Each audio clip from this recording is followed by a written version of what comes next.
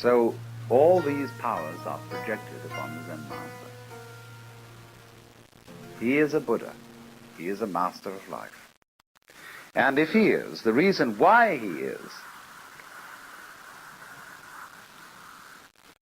is that he has discovered the unreality of the whole problem. There is not life on the one hand and you on the other. It's all the same. But you see, you can't tell people that. And just by telling, get them to see it.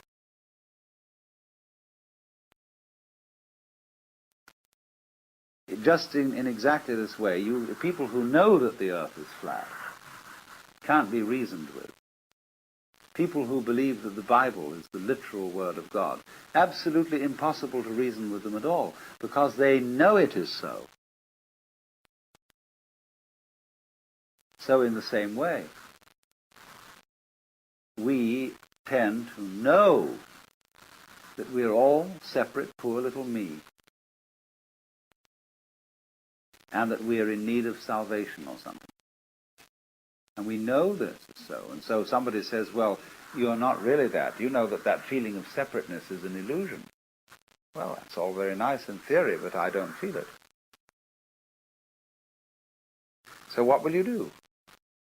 What will you do with a person who is convinced that the earth is flat? No way of reasoning with him. If it's for some reason important that he discovered that the earth is round, you've got to play a game with him. You've got to play a trick on him. You tell him, great, the earth is flat. Let's go and look over the edge. Wouldn't that be fun? Of course, if we're going to look over the edge of the earth, we must be very, very careful that we don't go round in circles, or we'll never get to the edge. So we've got to go along consistently, along a certain line of latitude westwards. And then we're going to come to the edge of the earth, just so long as we're consistent. In other words, in order to convince a flat earthist that the world is round, you've got to make him act consistently on his own proposition and go consistently westwards to find the edge of the world. Now, at last, by going consistently westwards, he comes back to the place where he started. He's been convinced that the earth is at least cylindrical. And he may believe you. Then take it on faith that if he goes along a line of longitude, the same thing will happen. But you see, what you did was to make him persist in his folly. Now that's the whole method of Zen. To make people become perfect egotists. And so explode the illusion of the separate ego. So what happens?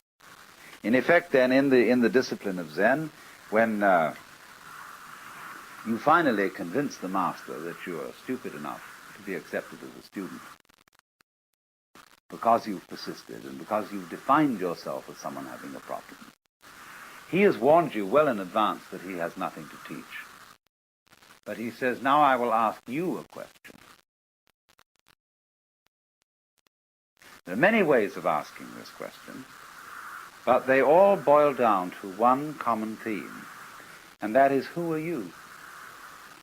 You say you have a problem. You say you would like to get out of the sufferings of life. You say you would like to get one up on the universe. I want to know who's asking this question. Show me you. And only they put it in such ways as, before your father and mother conceived you, what was your original nature? Questions like that.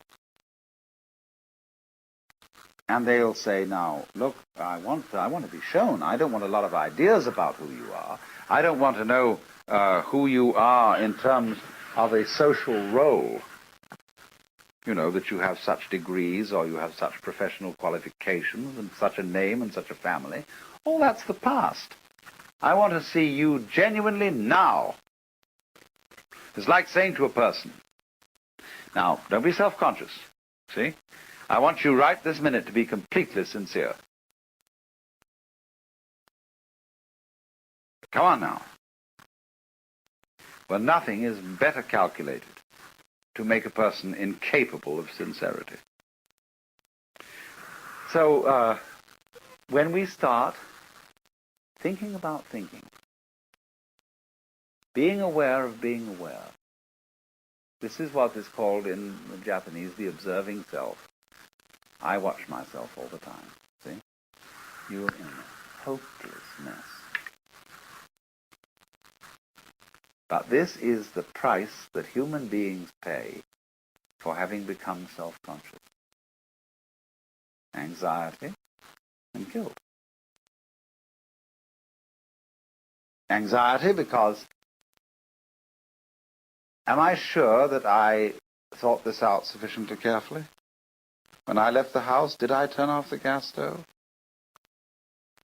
And incidentally, I remember turning it off, but can I trust my memory? I've learned to think about memory now, and I wonder if I can trust it. Maybe I'd better go back and look. I went back and I looked. But did I really see? I'm thinking about my sight, and whether this is quite authentic. Did I look properly? Because you know how the unconscious can alter your senses. And so I better go and look again. See, soon now I've got into a sort of vicious circle where I'll never get away from the house. And all this sort of getting mixed up is the penalty we pay for the advantageous gift of being able to know that we know. There was a young man who said, though, it seems that I know that I know. What I would like to see is the I that knows me when I know that I know that I know.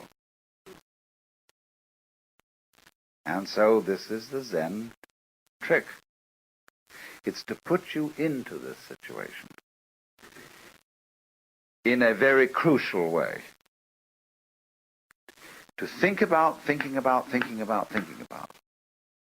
Or, just the same thing, to make a very strong effort not to think. That's Zazen. Sit, let your senses operate, and be responsive to whatever there may be around, but don't think about it. But now this is already thinking. I'm thinking about not thinking. How will I stop thinking about not thinking?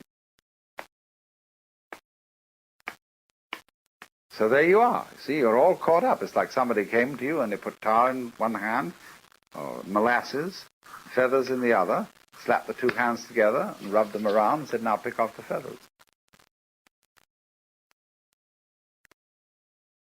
So you see what happens.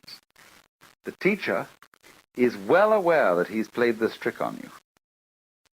And he's going to see what will happen if you act, and he's going to help you to act consistently on this foolishness.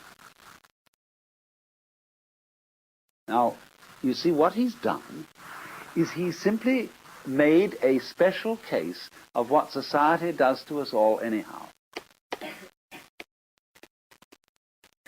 And this is true of most cultures. The high cultures of the world, whether they're of the East or whether they're of the West, play a game on every new member. They don't know they're playing this game because their forefathers played it on them. And they're still its hopeless victims. The game is called the double bind.